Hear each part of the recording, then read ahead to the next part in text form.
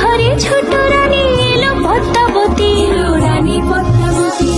রাজার আরো 6টি রানীর ছিল না সন্তান, পদ্মাবতীর কোলালোতে মিলল সমাধান।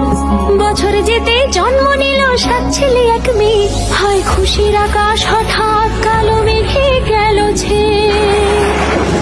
হিংসেতে যায় জ্বলে পুড়ে বাকি 6টি রানী, যুক্তি করে ঘটায় ওরা 7 কুমারের হানি। সুযোগ মতো 7 ছেলেকে মাটিতে দেয় পুঁতে, বাঁচে একা পারুল ওরা পায় না তাকে ছুতে।